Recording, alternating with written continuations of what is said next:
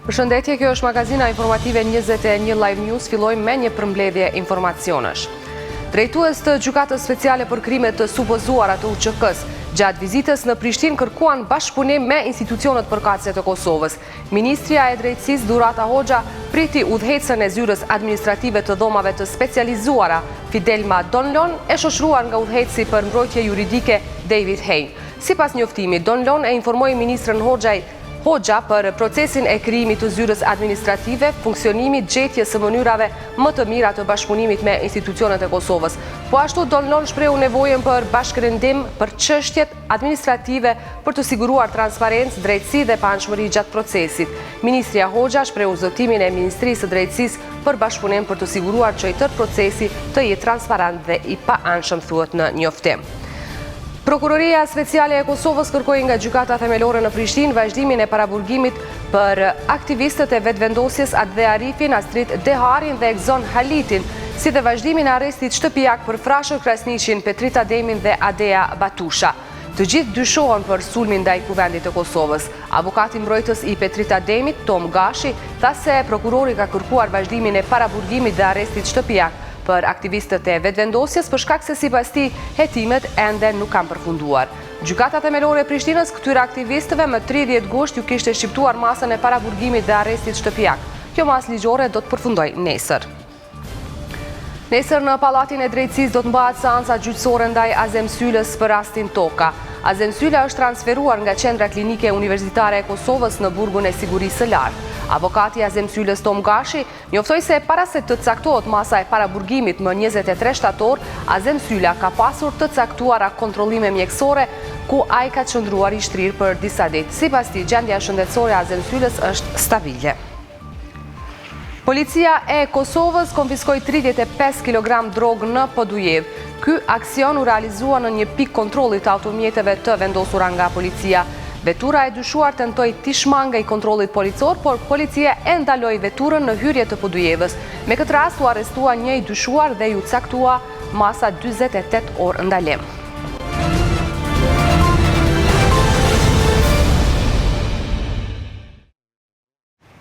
Në Bruksel edhe sot po vazhdon dialogu mes Kosovës dhe Serbisë për kodin telefonik për Kosovën.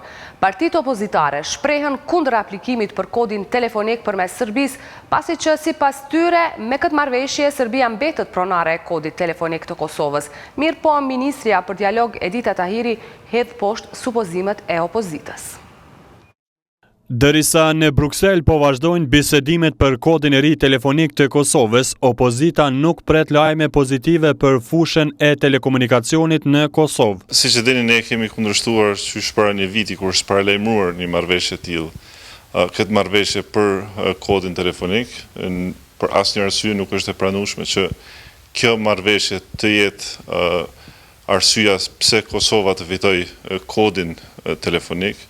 Dhe këtë e themi mbi bazën e shumë argumenteve, siç po shihet këto bisedime po vazhdojnë, marrëveshja do të jetë pak a shumë e njëjta, megjithëse edhe më e dëmshme për faktin se po rinegociohet kjo marrëveshje. Dhe arsyet pse ne e kemi kundërshtuar është se në radhë të parë pronari i këtij kodi do të jetë shteti i Serbisë. Ne si nismë jemi kundër kësaj marrëveshje, duke ditur se është kurzuese një shtet i tretë, apo konkretisht Austria ka kërkuar të thotë kërkesën. Këtu mendojmë që do thotë po kërkon një shtet i tretë, siç është Austria, do të jetë pronar Serbia, do ta shfrytëzon Kosova. Që do thotë jemi kundër, ne kërkojmë, duke ditë rëndësinë e kodit telefonik, adresës do thotë botërore të teknologjisë, kërkojmë nga delegacioni jonë që të jetë komgull drejtimin që Serbia të heqë dorë. Sipas opozitës, vetë Kosova është dashur të aplikojë në organizatën ndërkombëtare të telekomunikacionit për ta fituar kodin e ri telefonik, pa biseduar edhe një herë me Serbinë për këtë çështje. Rruga e drejtë për të përfituar kodin telefonik të Republikës Kosovës do duhet të ishte aplikimi i vetë Republikës Kosovës, por mbi të gjitha në asnjë formë nuk do duhet që të kurzohej ardha e një kodit ose përfitimi i një kodi të ri me futjen e operatorit publik në Republikën e Kosovës, që përveç cënimit të legjislacionit të Kosovës, përbën edhe një problem serioz në sigurinë në Republikën e Kosovës për shkak të qasit që ky operator do të ketë në gjithë territorin e vendit. Tash që shpo mendohu, do të thotë që Kosova kishte mundur me pas para 70 vite, 10 viteve, një kod të tillë, një kod regional me ndërmjetësu, që ka mujt me qenë Shqipëria, konkretisht nëse një kusht ndërkombëtar, ke mujt me qenë Shqipëria.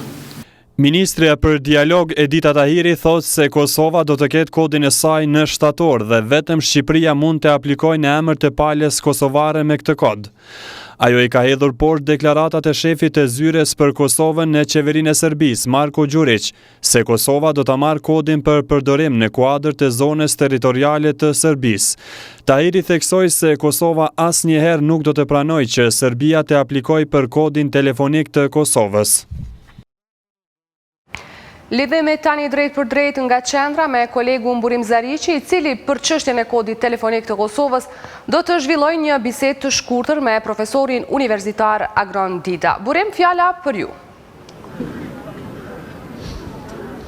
Mirëmbrëma, derisa kemi dëgjuar palët si të opozitës ashtu edhe të pushtetit sa i përket kodit telefonik të Kosovës, për të folur për këtë çështje kemi në këtë lidhje të drejt për drejt ekspertin e kësaj çështje, zotrin Agron Dida. Zoti Dida, mirëmbrëma. Mirëmbrëma.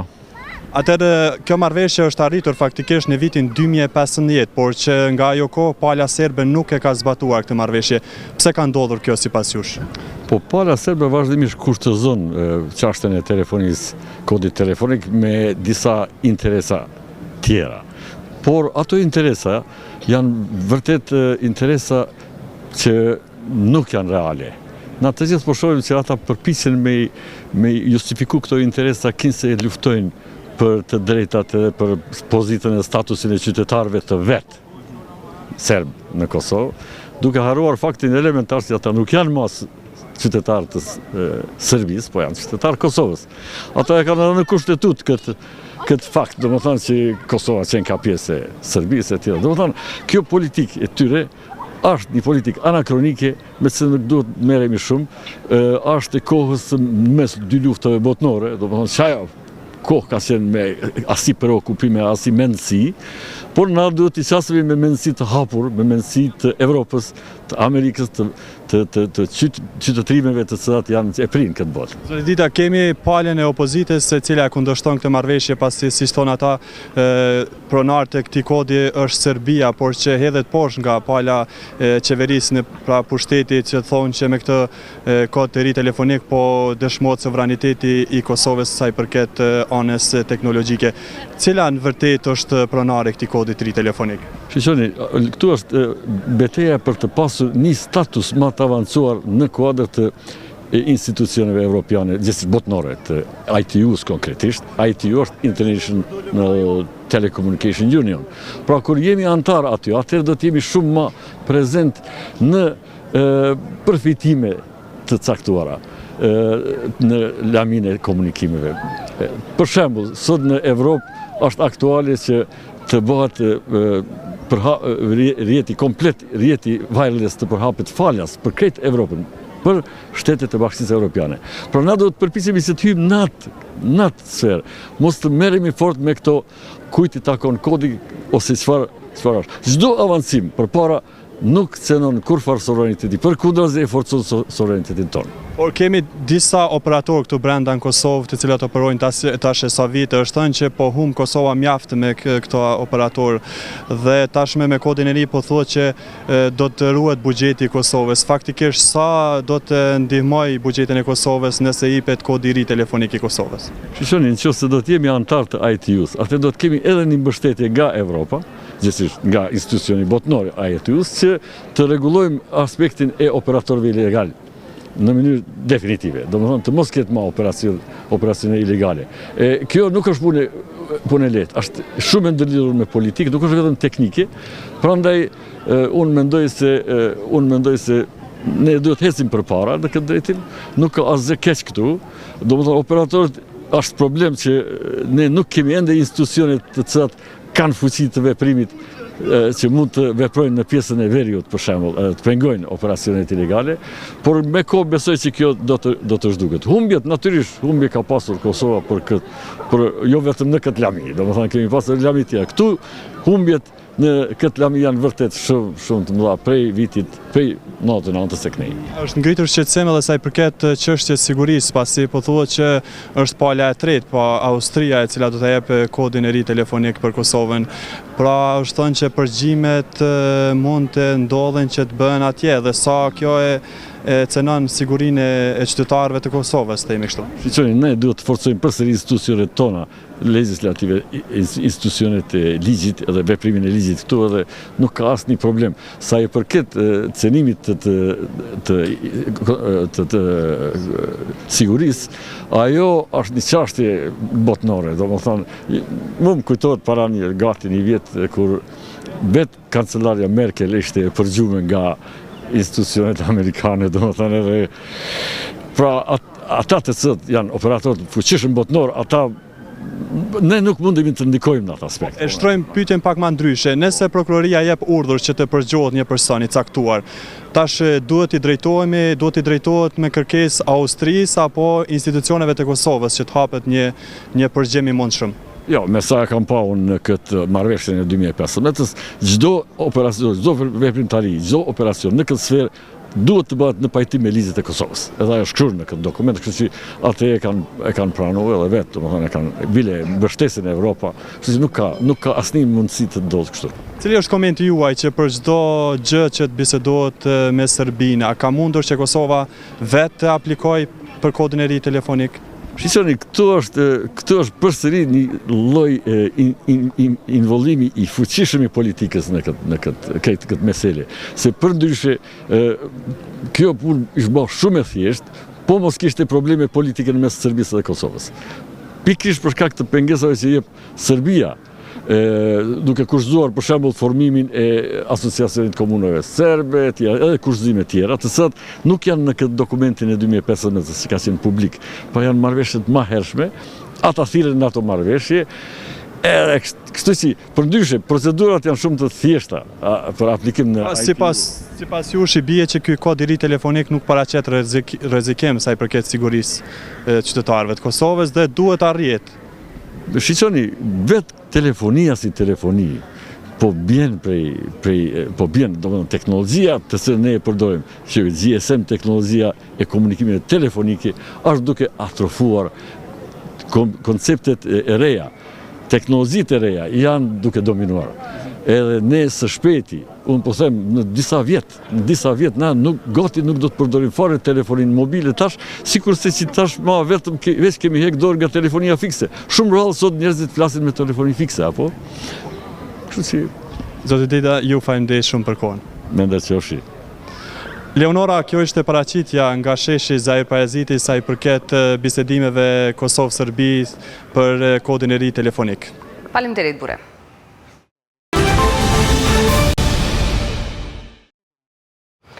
Marrëveshja $27 milion si grant nga SBA për Kosovën, e cila u nënshkrua sot nga presidenti Hashim Thaçi dhe drejtori i USAID James Hope, ka 3 objektiva zhvillimore: përmirësimin e sundimit të ligjit dhe qeverisjes për plotësimin e nevojave të qytetarëve, rritjen e investimeve dhe të punësimit në sektorin privat, si dhe zhvillimin e kapitalit njerëzor. Me nënshkrimin e amandamentit të 7 të marrëveshjes së grantit për objektiva zhvillimore, Kosova përfiton një shumë shtesë $26 milion, duke bërë kështu që shuma totale grantit të SBA-ve për Kosovën të arrijë mbi $130 milion. Mirënjohës për nënshkrimin e kësaj marrëveshjeje u shpreh presidenti Hashim Thaçi, theksoi se fal për krajës së USAID-it, Kosova ka arritur të shtojë kapacitetet në fushën e sundimit të ligjit, përfshir luftën ndaj korrupsionit dhe krimit të organizuar dhe fusha të tjera. Kjo është edhe një dëshmi e partneritetit që ka Kosova me Shtetet e Bashkuara të Amerikës në zhvillimin e përgjithshëm të Kosovës, veçanërisht në përmirësimin e sundimit të ligjit, luftë kundër korrupsionit, kundër krimit të organizuar, një qeverisje të mirë, shtimit të investimeve dhe hapjen e vendeve të reja të punës në sektorin privat. Ambasadori i Shteteve të Bashkuara të Amerikës, Greg Delaui, tha se kjo është një marrëveshje rëndësishme e cila dëshmon për kushtimin e SBA-ve për ta ndihmuar Kosovën që ta adresojë sfidat drejt një të ardhme stabile dhe evropiane. I think it's safe to say we're all very delighted to be here for today's signing ceremony through this grant agreement. The United States is adding over $26 million. Jemi shumë të lumtur që jemi pjesë e ceremonisë në nënshkrimit të kësaj marrëveshjeje, ku Shtetet e Bashkuara do të shtojnë $26 milion për aktivitetet e USAID-it në Kosovë. Kjo ceremoni dëshmon për kushtimin e SBA-ve për ta ndihmuar Kosovën të adresojë sfidat më të mëdha drejt një të ardhmeje stabile dhe evropiane. Ne kemi arritur shumë duke punuar së bashku dhe duhet të arrijmë çdo gjë së bashku, duke specifikuar se ne jemi duke ndihmuar Kosovën ta luftojë korrupsionin, të zgjidhë vështirësitë në ekonomi, në vetbesimin e qytetarëve dhe inkurajimin e institucioneve demokratike të Kosovës. Që nga viti 1999, USAID ka investuar më shumë se $800 milion në Kosovë, ndërsa kur mblidhen të gjitha pjesët e qeverisë amerikane, kjo shumë arrin mbi $1 bilion amerikan që nga viti 1999. Derisa Amerika investon në Kosovë për ngritje të mirëqenjes dhe rritje ekonomike, një institucion botëror financiar flet për rënje ekonomike në Kosovë. Sipas Bankës Botërore, rritja ekonomike në Kosovë ka rënë në 3.6% nga 3.9% sa ishte në vitin e kaluar. Drejtori I Bankës Botërore për Kosovë, Marko Vanelli, konsideron se problemet politike me të cilat është përballur Kosova gjatë këtij viti kanë ndikuar në mungesën e investimeve të huaja. Sipas tij, edhe rritja ekonomike e Kosovës gjatë këtij viti është më e ulët krahasuar me vitin 2015. Është e rëndësishme që Kosova ta gjejë mënyrën e drejtë për ta drejtuar ekonominë e saj, jo nga konsumi, por më shumë nga kompetitimi dhe në investim të produktit. Kjo është receta e vetme që një ekonomi e vogël të vazhdojë të rritet, sikur kjo në rastin e Kosovës, ta mbush atë boshllëkun. Disa nga çështjet politike që kanë kapluar vendin kanë ndikuar në ekonomi, sidomos në investitorët që janë shumë të nevojshëm për vendin, të cilët nuk e vlerësojnë as pak situatën dhe jo stabilitetin politik. Kështu që kjo paraqet rrezik sa I përket zhvillimit ekonomik. Sidoqoftë, kemi vërejtur presion për buxhetin e deficitit për programet e transferit social, diçka që duhet të përcillet dhe të përmirësohet.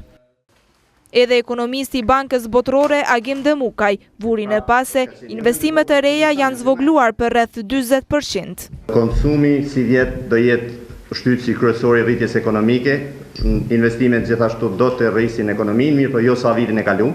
Vitin e kaluar kemi pas një gjendje pak më të mirë ku investimet I kanë tejkaluar kontributin e tyre në rritje ekonomike, e kanë tejkaluar edhe konsumin. Investimet e huaja direkte kanë filluar me u zvoglu si vjet, realisht deri donat e qershorit kanë pas një rëmje prej 36% neto investimet e huaja direkte sipas Bankës Qendrore.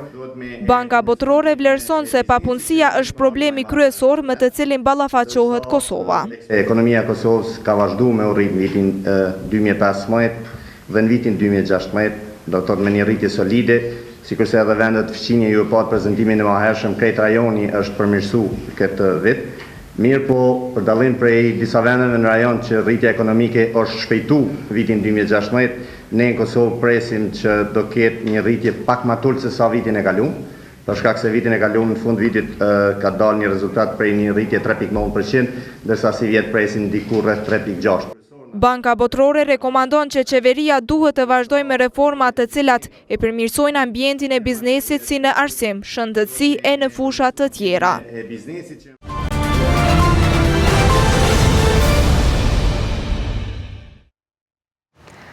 Kryetari I Lëvizjes Vetëvendosje Visariu Imeri ka dalë me 5 propozime për qeverinë lidhur me demarkacionin me Malin e Zi. Ndër të tjera, Imeri ka kërkuar që kuvendi të themeloj një komision gjithpartijak dhe mbipartijak I cili do t'i trajtonte modalitetet juridike të rishikimit të marrëveshjes dhe të hetimit të marrëveshjes.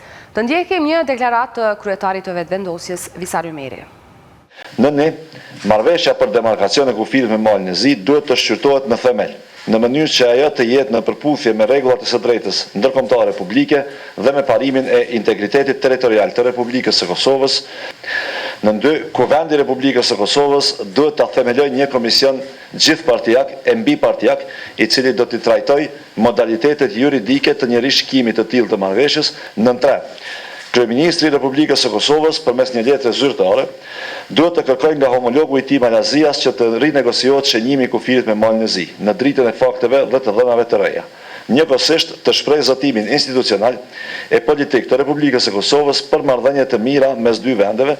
Nën 4, Kryeministri i Republikës së Kosovës përmes një letre zyrtare duhet të zotohet para institucioneve të Bashkimit Evropian për një zgjidhje të drejtë të shënjimit të kufirit me Malin e Zi. Dhe nën 5, duhet të organizohet një konferencë shkencore ndërkombëtare në Prishtinë mbi çështjet e debarkacionit të kufirit, ku do duhet të ftoheshin profesionistë e ekspert të vendit e të huaj. Pas propozimeve të Ymerit, ka reaguar zëvendës ministri i administrimit të pushtetit lokal Bajram Gecaj. Ai tha se vetëvendosja nuk mund të nxjerrë kushte qeverisë. Sipas tij, opozita duhet të ulët dhe të bisedojë pa kushte. Kushtëzimet janë të papranueshme, ka nënvizuar Gecaj.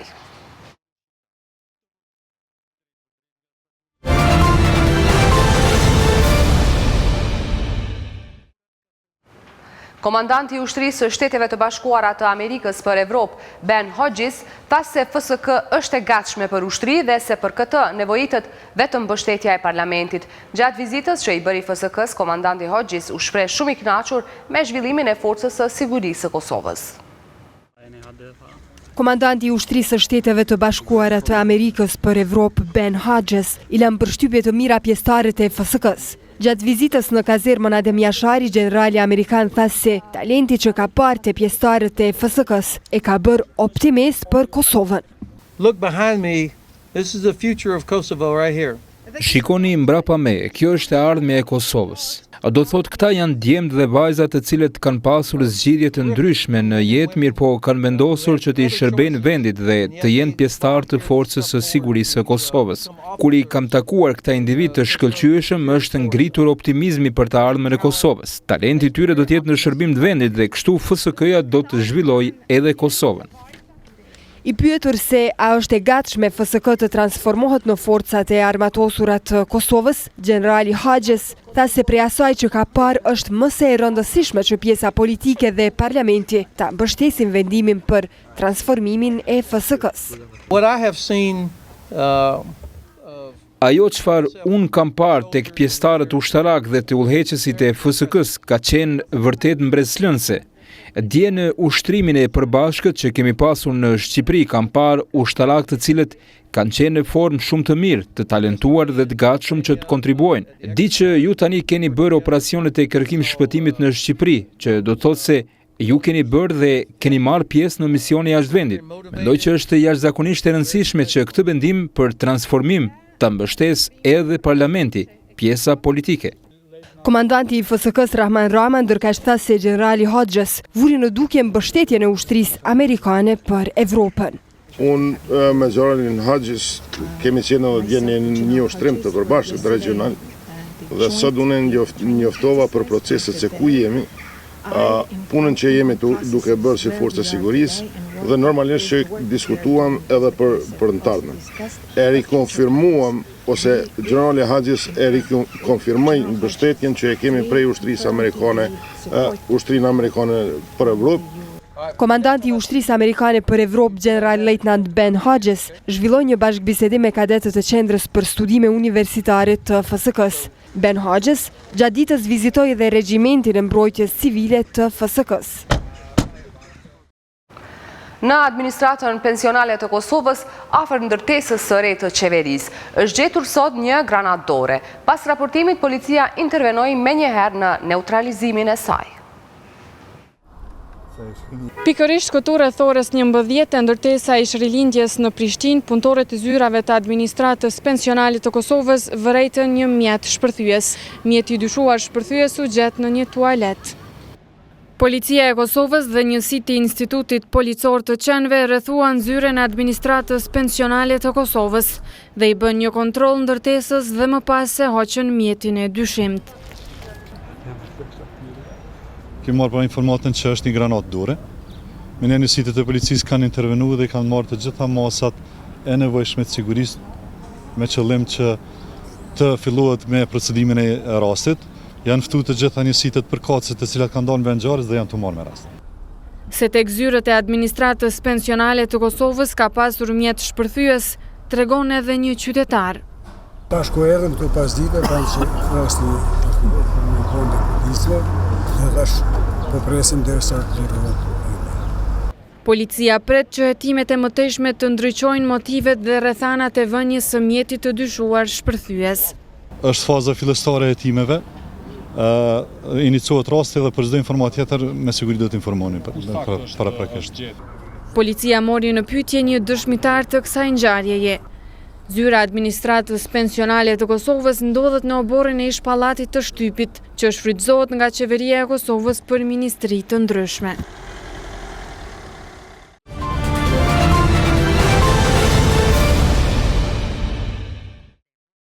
Tani inkuadrojmë kolegun nga redaksia e lajmeve Njazje Jupin për të mësuar ndonjë ngjarje e lajm të siguruar gjatë këtij emisioni ose ndonjë lajm me peshë që nuk e kemi përfshirë deri më tani në 21 Live News. Njazje, çfarë ka të re? Po lajmë është se Prokuroria Speciale e Republikës së Kosovës nisi hetimet për krime lufte në Mushtisht Suarekës. Prokuroria Speciale bëri të ditur se është në pritje të rezultateve të hetimeve preliminare dhe të paraqitjes së kallëzimeve penale nga hetuesit policor. Ky organ i akuzës tani për tani nuk kumtoi ndonjë hollësi tjetër. Më herët Prokuroria kishte kumtuar se për krimet e luftës në këtë fshat kishte marrë vetëm 2 kallëzime penale, por që ishin hedhur poshtë. Hetimet për krimet luftës në Mushtisht vinë pas thirrjeve të zëshme në protestën e banorëve shqiptar të këtij fshati më 28 gusht të këtij viti, kur kundërshtuan vizitën e serbëve të zhvendosur, me çast kishte përleshje të protestuesve me policinë e Kosovës. Banorët e Mushtishtit e kundërshtojnë kthimin e serbëve në këtë fshat, duke e akuzuar ish fqinjet e tyre se ishin të përfshirë në vrasjen e 17 shqiptarëve në Mushtisht, por edhe në djegjen e shtëpive dhe në plaçkitjen gjatë luftës në vitet 1998-1999. Njazje, faleminderit për këtë informacion të rëndësishëm.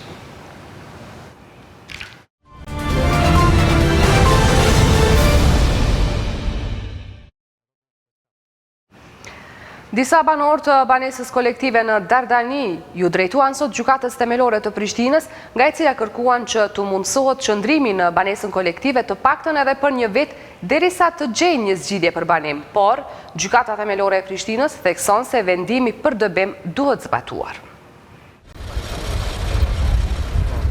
Banorët e lagjës Dardania, të cilët sipas vendimit të gjykatës themelore janë uzurpator, u takuan me kryetarin e kësaj gjykate Hamdi Ibrahimin, kërkuan që të ndalet aksioni policisë për largimin e tyre. Gjykata na tha, leta nol, tha, kryetari komunës, tha, dëbimin, tha, unë jëmë tha qender prej dëbimin. Muna tha me ndalë, tha, unë e ki dëbim që pi bot juve. Kryetari, po. I na ka ndërmarrjen publike banesore. Ndërmarrja publike banesore, tha, këto, tha, i ka bo, tha, komuna. Tha se na nuk kem të bëjmë kur gjë, tha. Neve qysh na vinë urdha, tha, na i zupojnë urdhrat. Këtë vendim e ka bërë Shpend Ahmeti përmes ndërmarrjes publike banesore. Natyrisht me urdhën e tij se drejtori ka caktuar. Dhe këto Shpend Ahmeti me drejtorin në gjatë kryeziun mundën me ndërprerje një herë. Po bëjmë presion psikologjik. Por gjykata themelore e Prishtinës thekson se vendimi i saj para 8 viteve duhet të zbatohet. Gjykata përsëri rikujton se ka vepruar në ekzekutim të një akt gjykimi që është i plot fuqishëm tani me shumë se 8 vite. Të gjithë këta banor tani e 8 vite kanë qenë në dieni se banesat duhet të i lirojnë. Reagoi edhe një herë kryetari i komunës së Prishtinës, Shpend Ahmeti, qartësoi se këto banesa nuk i takojnë komunës. Flasim para 8 vjetëve që është marrë ai vendimi i gjykatës, dhe 8 vjet ka pritur për zbatim. Dhe ta gjykata ka marrë vendimin për zbatim, por dikush po i gënjen ata sepse si duket dikush i ka gënyer tërkohën se ata mund t'i marrin ato banesa, mund t'i blejnë ato banesa.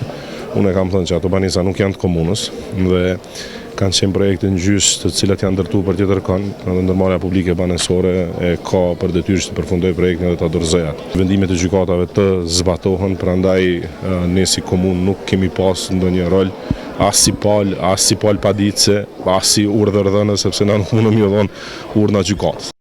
Edhe në vendimin e gjykatës kushtetuese të vitit 2007, thuhet se është miratuar kërkesëpadia ndërmarrjes publike banesore në Prishtinë dhe se banorët detyrohen që t'i lirojnë banesat e uzurpuara.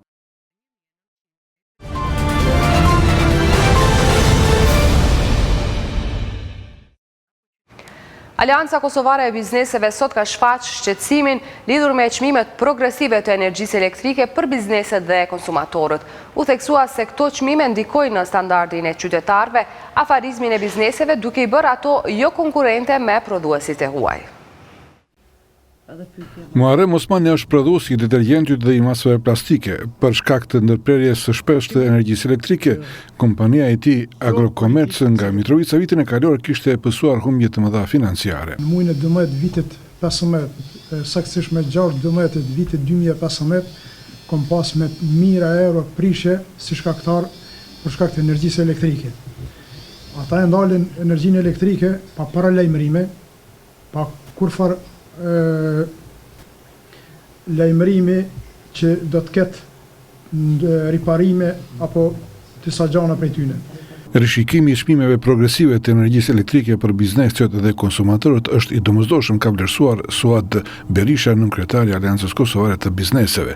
Këto shqetësime sipas Berishës janë artikuluar vite me radhë, por pa asnjë efekt ndaj edhe kërkesa e tij ndaj zyrës së rregullatorit të energjisë elektrike dhe subjekteve të tjerë ishte konkrete. Alianca Kosovare e Bizneseve konsideron se zyra e rregullatorit të energjisë elektrike duhet të rishqyrtoj praktikat e aplikimit të tarifave të energjisë elektrike dhe të njëjtat të harmonizoj me ligjin mbi energjinë elektrike, me metodologjinë e tarifave të energjisë elektrike, si dhe me aki komunitare apo legjislacione BE-s për energji elektrike, të cilat i aplikon e gjithë korporata energjetike e Evropës.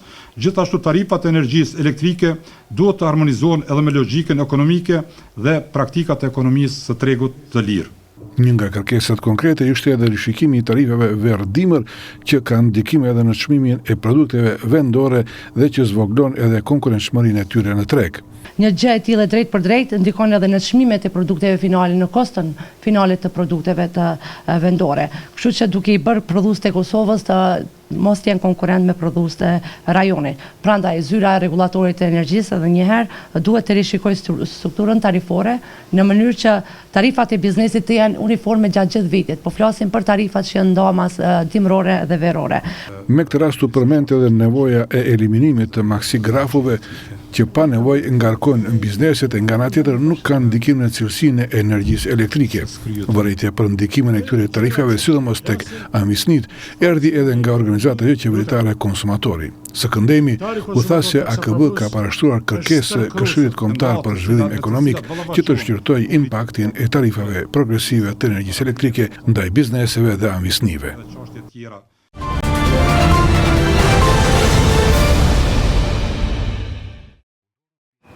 Shkolla fillore Shkëndia në Ajvali sot u bë me salto edukatës fizike.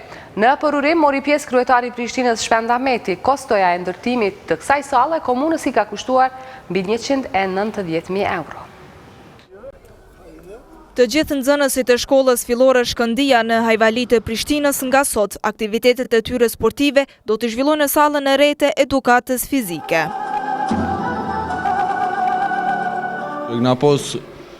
Sallën e sportit jashtë, edhe konë në asfalt, që me thonë, nuk konë mirë, po s'kena posë vështirësi, ta shumë ma mirë.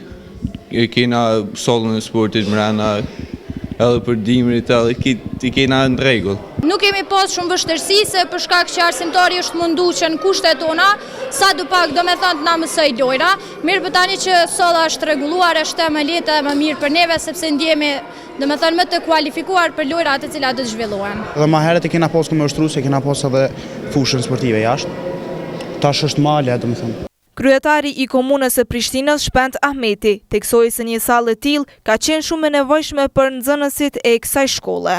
Kjo sallë ka qenë domosdoshmëri që një kohë tash dhe kemi kënaqësinë që sot po e hapim këtë sallë dhe shpresoj po i shoh këtu edhe të anëtarët e komunitetit që kjo sallë të përdoret jo vetëm nga nxënësit e shkollës, por edhe nga komuniteti ashtu siç kemi bërë në gjithë Prishtinën, pra këto objekte të shfrytëzohen nga komuniteti për aktivitete rekreativo-sportive. Për ndërtimin e sallës së edukatës fizike në këtë shkollë, komuna e Prishtinës investoi mbi 190.000 euro.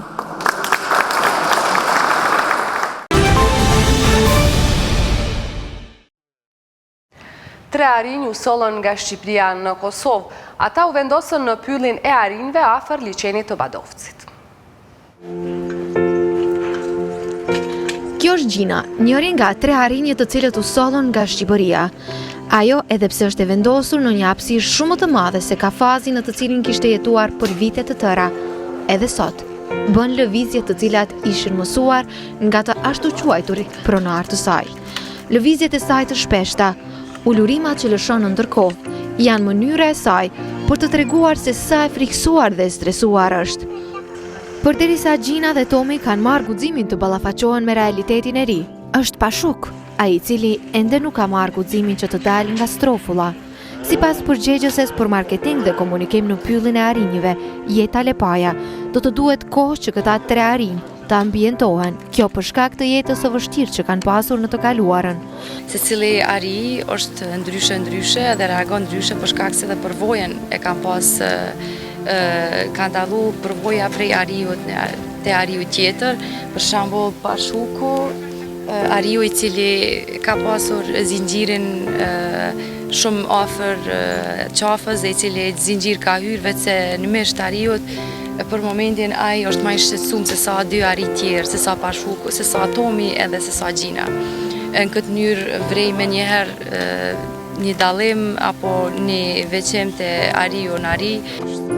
Mënyra tmerruese se si ishin trajtuar këta arinj në Shqipëri ishte arsyeja kryesore që nxiti fondacionin austriak 4Paws që do nënshkruante një memorandum me Ministrinë e Mjedisit në Shqipëri për shpëtimin e tyre. Kuadër të kësaj ne kemi ditën e djeshme, kemi marrë 3 arit e parë, ata janë këtu, janë gjithë mirë, po shpresojmë që deri në fund vitit i marrim edhe 2 tjerë. Ky është numri i cili ne mund ta akomodojmë këtu, ndërsa plani kryesor në këtë bashkëpunim është që ndihmohet Ministria e Mjedisit që të ndërtohet një strehimore tipit parafërsisht njëjtë siç është kjo. Janë edhe 50 arinj të tjerë në Shqipëri të cilët presin që të lirohen, 2 nga të cilët në ndërkohë do të sillen në pyllin e arinjve, ku i pret një jetë e re.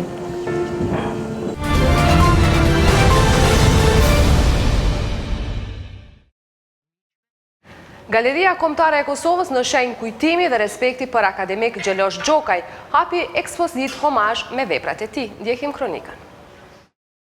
11 nga 15 veprat e artistit Gjelosh Gjokaj të dhuruara vite më parë Galerisë Kombëtare të Kosovës u ekspozuan sot nga ky institucion në ekspozitën homazh për themeluesin e Shkollës së Artit Pamor Grafikës në Prishtinë. Edhe pse nuk kishte ndonjë organizim të veçantë me këtë rast në Galerinë Kombëtare të Kosovës erdhën 10 artistë për të nderuar këtë figurë të rëndësishme të artit shqiptar. Drejtoresha e Galerisë Kombëtare, Arta Agani, tha se punimet e Gjokajt të ekspozuara në galeri i përkasin një periudhe të rëndësishme të krijimtarisë së tij. Këtu i kemi disa punë nga faza shumë e hershme e tij, kur ai ishte student dhe posa i diplomuar dhe jetoj në Beograd, Prishtinë dhe Tuzë, si dhe nga faza e dytë kur ai veproi në Rom, Italisë. Njëra nga artistet pjesëmarrëse në këtë ekspozit ishte edhe piktoria Zake Prelvukaj, e cila tha se Gjokaj është një artist me të cilin duhet të krenohet i tërë kombi shqiptar. Është një ndër artistet që ka përcjell vetveten pa ndikimin e artistëve tjerë, e ka bërë një pikturë që gjithmonë pikturën e tij e ka mbulu me një farë vizatimi, me një farë shtyllë mbështetje dhe është grafiku më i fortë, është prisi i grafikës shqiptare. Veç Gjeloshi ka ditë me kanë vetvetja, sipas mendimit tim, edhe pse rruga e tij edhe jeta e tij nuk ka qenë e lehtë. Për të kujtuar veprën e akademik Gjelosh Gjokajt, në këtë ekspozit ishte edhe profesori i Fakultetit të Arteve, Eshref Qahili, i cili vlerësoi se Gjokaj ishte njëri nga grafistët më të shquar shqiptar. Janë të rrallë artistat që jetojnë nga arti, dhe Gjelosh Gjokaj ka arritë që në Gjermani të jetojnë nga arti dhe të fitojnë një autoritet. Pra, puna e tij ka qenë shumë serioze dhe me një vlerë. Në këtë takim artistësh nuk mungoi as miku i të ndjerit, grafisti Agim Saliu, për të cilin Gjokaj ishte inspirim. Ishte krijues dhe inspirues për shumë gjenerata dhe do të jetë edhe për shumë të tjerë. Inspirues ka qenë edhe për mua, për shkak se fillet e grafikës si grafik profesionist, si të i falenderu Gjelosh Gjokës edhe e ka marrë atë rrugtim. Ekspozita me veprat e artistit Gjelosh Gjokaj në Galerinë Kombëtare të Kosovës do të jetë e hapur deri më 5 tetor. Gjokaj ka lindur në Milesh të Malit të Zi më 1933, përderisa shkollimin e mesëm dhe studimet për art i kreu në Akademinë e Artit në Beograd. Një vit pas diplomimit, në vitin 1964, ai vjen në Prishtinë, ku edhe themelon shkollën e parë të artit pamor grafikës. 5 vite më vonë, në vitin 1969, Gjokaj shpërngulet në Itali, ku ka jetuar dhe vepruar deri në vitin 1983, për të lëvizur më pas në Gjermani, ku edhe vdiq më 25 shtator 2016. Pas vetës, ai la më shumë se 3000 vepra në pikture grafik. Në Teatrin Kombëtar të Kosovës u dha premiera e shfaqjes së regjisorës Blerta Neziraj. Shfaqja komedi paraqet rrugën e paqartë të Kosovës drejt antarësimit në Bashkimin Evropian. Një shfaqje teatri me 4 aktorë, me disa dera, me disa lop, me disa kuaj, me një kryeministër, me një milka e me disa inspektor vendës e ndërkombëtar, është titulli i shfaqjes së regjisorës Blerta Neziraj, që dha premierën e saj në Teatrin Kombëtar të Kosovës. Kjo shfaqje shpalosi para publiku gjendjen aktuale të politikës në botë, duke përfshirë edhe atë të vendit tonë. Dramaturgu Jeton Neziraj, i cili është autori tekstit të shfaqjes, tregon tematikën që trajton kjo shfaqje.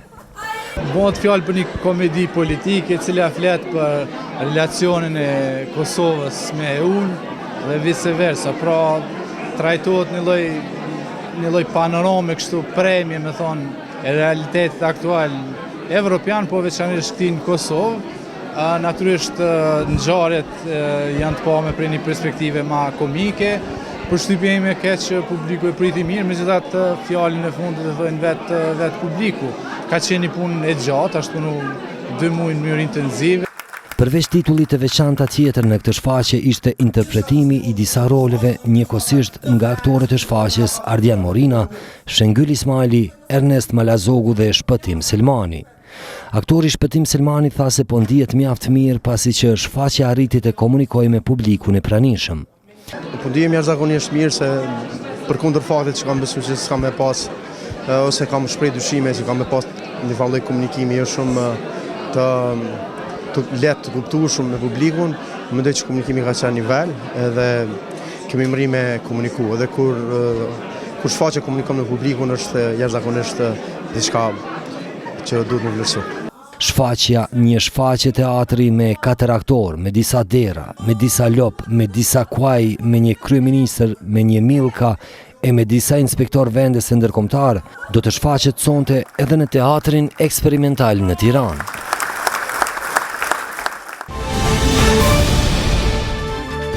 Tu e përfundoj magazinën informative 21 Live News. Faleminderit për vëmendjen tuaj dhe mirëmbëjtje.